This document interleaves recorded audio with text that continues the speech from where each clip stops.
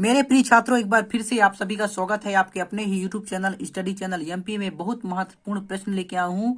Subject Hindi क्षितिज से लेके आया हूँ, जो कि आपके वार्षिक पेपर की दृष्टि से बहुत महत्वपूर्ण है और इन्हीं क्वेश्चनों में से उठकर आपके वार्षिक पेपर में आने की संभावना है।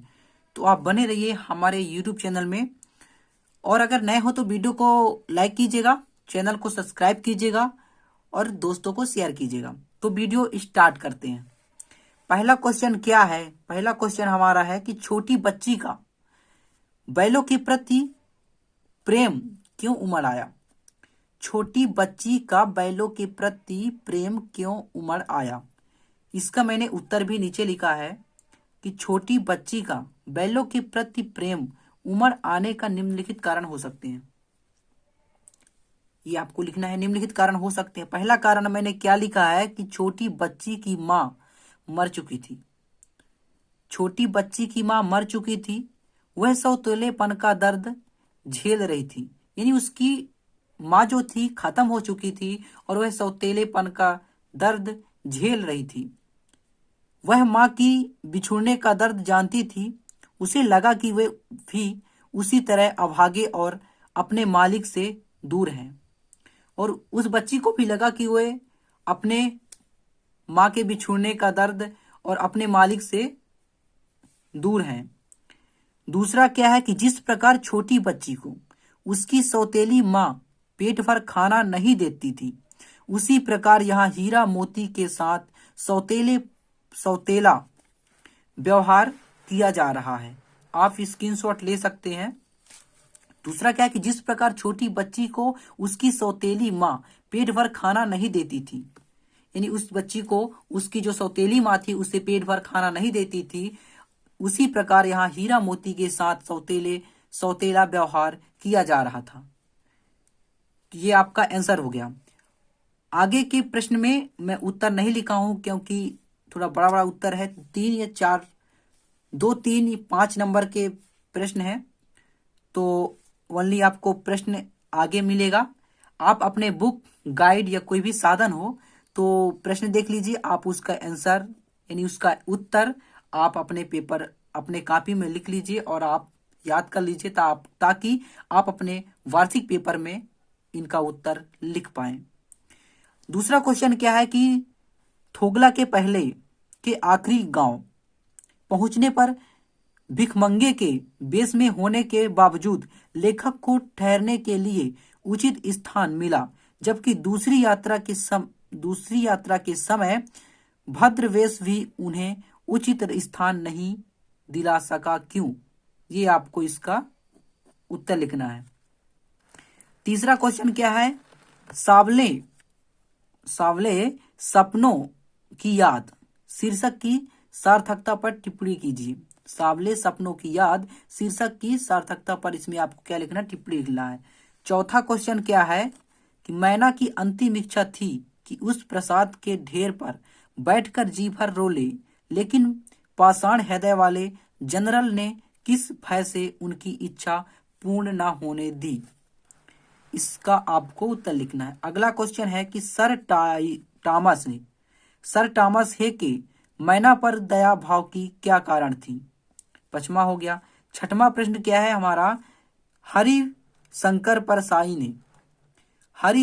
परसाई ने प्रेमचंद्र का जो शब्द चित्र हमारे सपने प्रस्तुत किया है, उसे प्रेमचंद्र के व्यक्तित्व की कौन कौन सी विशेषताएं उभर कर आती है? इसमें आपको यानी प्रेमचंद्र की कौन सी व्यक्तित्व की विशेषताएं उभर कर आती है, इसमें आपको उत्तर लिखना है।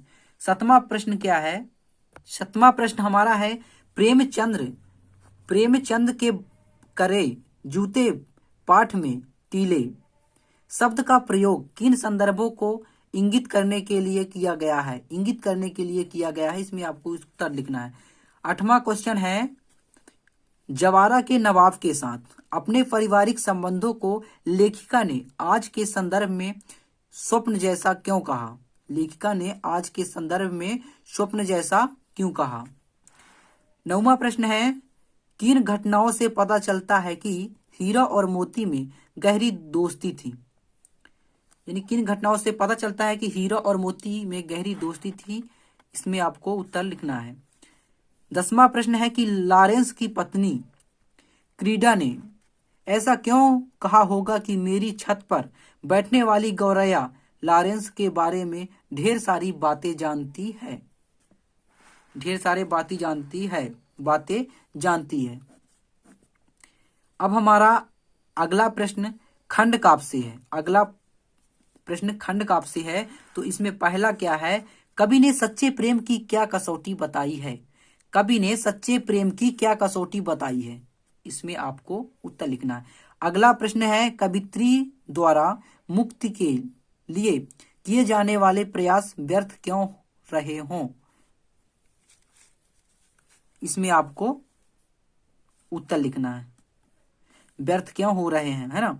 और अगला है, कैदी और कोकिला कविता के आधार पर पराधीन भारत की जेलों में दी जाने वाली यंत्रणाओं का वर्णन कीजिए।